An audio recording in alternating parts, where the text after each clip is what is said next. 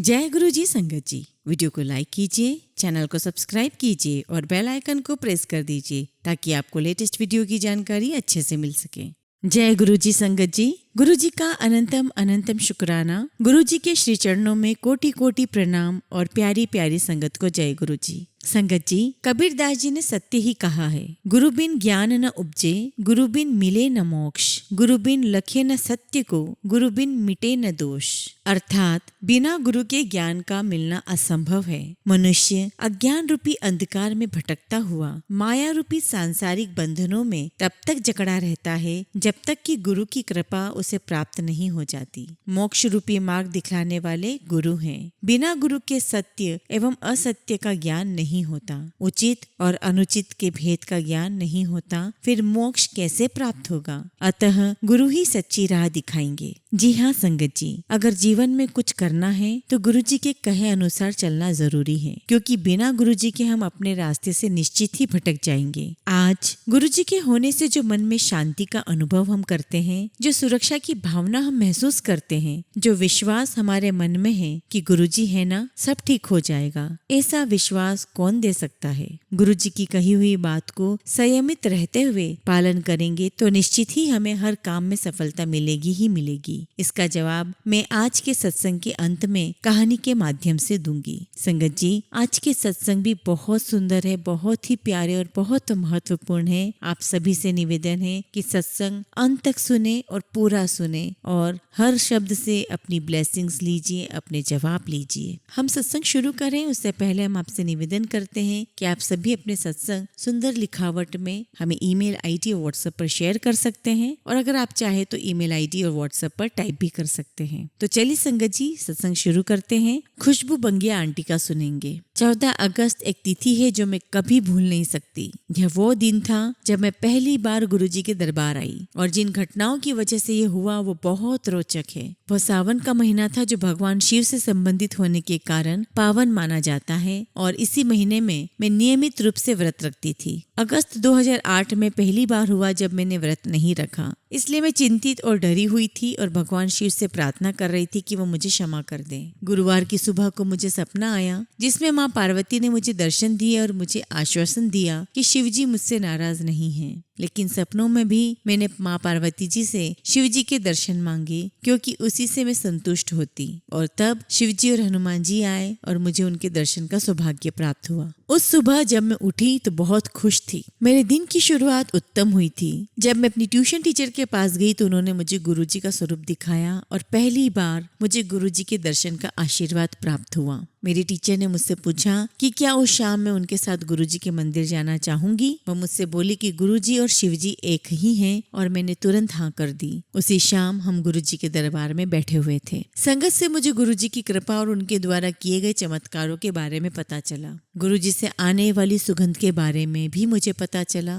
और यह भी कि जब गुरुजी शारीरिक रूप में विद्यमान नहीं है तब भी उनकी सुगंध आती है, उनकी सर्व विद्यमानता की सूचक। मंदिर में संगत से मुझे पता चला कि गुरुजी की महासमाधि के बाद भी उन्हें उनकी सुगंध आती थी। मंदिर में बैठे हुए मैंने गुरुजी से पूछा कि मैं कैसे उनकी सुगंध पहचानूं। मुझे गुरुजी के शारीरिक रूप में कभी दर्शन नहीं हुए थे, और मंदिर में सुगंध फूलों की भी हो सकती थी, ऐसा मुझे लगता था। मैंने गुरुजी से विनती की कि किसी अनोखे ढंग से मुझे अपनी सुगंध का एहसास कराएं। गुरुजी ने मुझे इंतजार नहीं करवाया। वह मेरे घर आए और मेरा कमरा अपनी कृपापूर्ण दिव्य सुगंध से भर दिया, और मेरे कमरे में सुगंध का कोई और सोर्स नहीं था। अब संदेह करने का कोई कारण नहीं बचा था। बहुत बहुत धन्यवाद गुरुजी इस अद्भुत सुगंधित अनुभव के लिए और मेरे कमरे में आकर मुझे आशीर्वाद देने के लिए। जैसे ही गुरुजी एक मांग पूरी कर देते, हमारी और मांगे हो जाती हैं। अब मुझे गुरुजी के दर्शन उनके चोले में चाहिए थे। संगत से गुरुजी के सजीले और अद्भुत पहनावों के बारे में इतनी प्रशंसा सुनने के बाद मैंने गुरुजी से अनुरोध किया कि वह मुझे अपने उन चोलों में दर्शन दे जिनको देखकर संगत मंत्रमुग्ध हो जाती थी। गुरुजी से अनुरोध करके मैंने गुरुजी के स्वरूप को अपने तकिए के नीचे रखा और सो गई। उस रात गुरुजी ने अपने भिन्न भिन्न चोलों में मुझे दर्शन दिए और वह एकदम अद्भुत अनुभव था।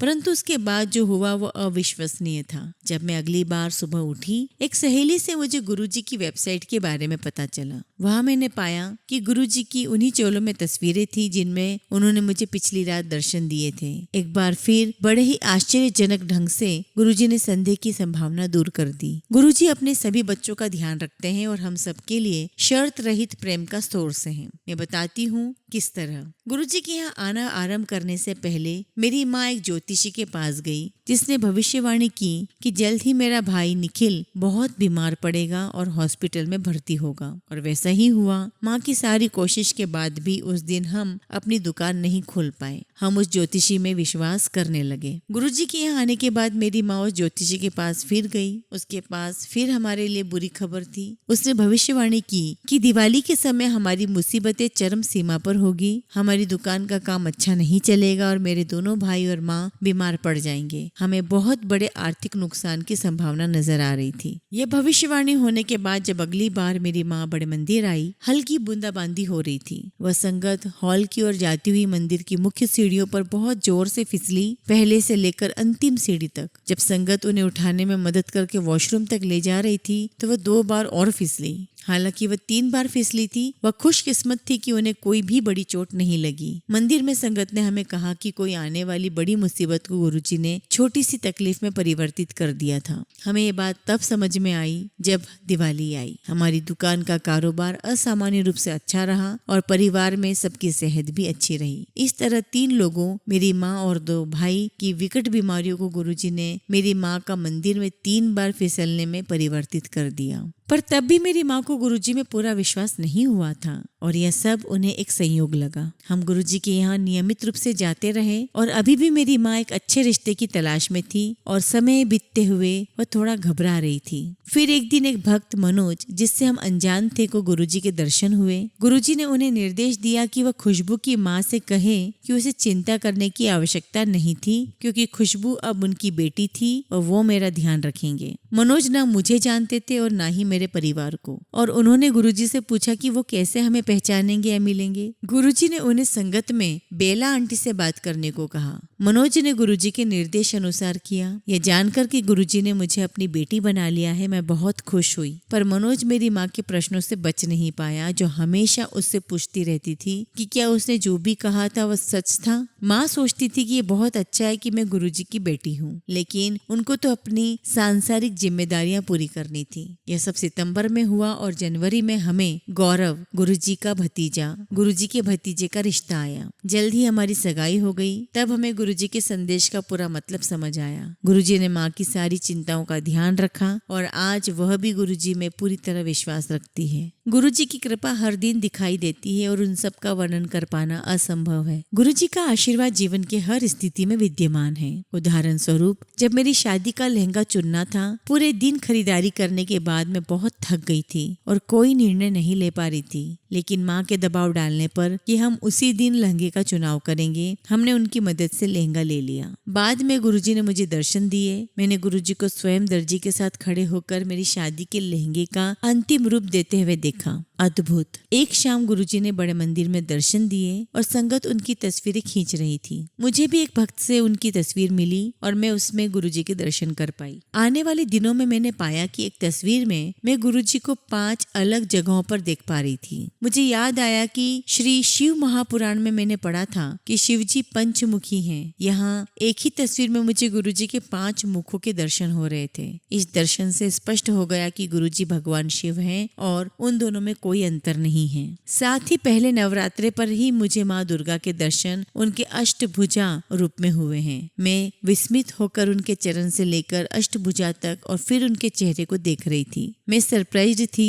कि दुर्गा माँ अपनी पूरी वेशभूषा में सुशोभित, परंतु चेहरा गुरुजी का था। जैसे जैसे मैं उनको देखती रही, उनका चेहरा दुर्गा माँ के चेहरे में परिवर्तित हो गया और फिर गुरुजी के चेहरे में, स्पष्ट रूप से जाहिर करते हुए कि सर्वोच्च शक्ति एक ही है, कोई और भगवान नहीं है। हम सब भगवान की शरण और उनके निवास स्थान में आए हैं। बहुत बहुत धन्यवाद गुरुजी इन सब अद्भुत अनुभवों के लिए। मेरी आपसे यही प्रार्थना है कि आप सबको अपनी कृपालु संरक्षण और प्रेम में सदैव रखें। जय गुरुजी। शुक्राना गुरुजी। संगत जी, हम सत्संग का अंत हमेशा की तरह एक बहुत ही सुंदर कहानी से करेंगे। आप कहानी को अंत तक जरूर सुनिए। एक बार स्कूल का एक अध्यापक अपने शिष्यों को सूरजमुखी के बीज देखकर उसका पौधा उगाने और उसकी देखभाल करने के लिए कहते हैं। सभी शिष्यों को यह कार्य ज्यादा पसंद नहीं आता, लेकिन इनमें से एक शिष्य को यह कार्य बहुत प्यारा लगता है और वह बड़ी उत्सुकता के साथ इन बीजों को बोता है और कई दिनों तक इनकी देखभाल करता है। जब पौधा उगना शुरू हो जाता तब लड़का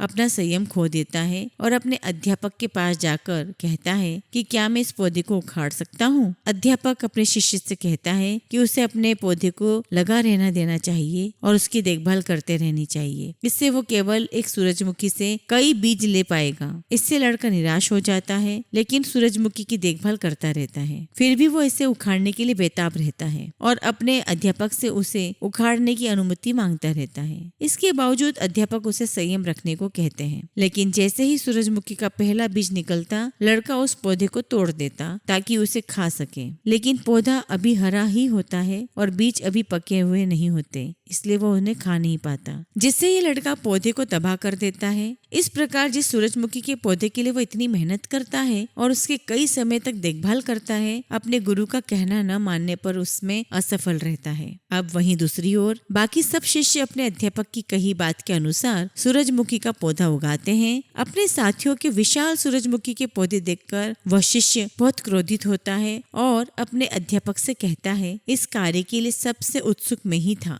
लेकिन आपकी कही हुई बात न मानकर मेरी सारी मेहनत और समय की बर्बादी हुई है। अतः अब से मैं कार्य में हमेशा संयम रखूंगा और आपकी कही हुई बात का पालन करूंगा। संगत जी, कहानी का सार ये है कि हमें भी गुरुजी के अक्षरशः वचनों का पालन करना है। गुरुजी के संरक्षण में ही हमें आगे बढ़ते रहना है और जैसा गुरुजी ने हमें मार्ग दिखाया है, हमें उसी मार्ग पर चलते रहना है। जय गुरुजी। शुक्राना गुरुजी।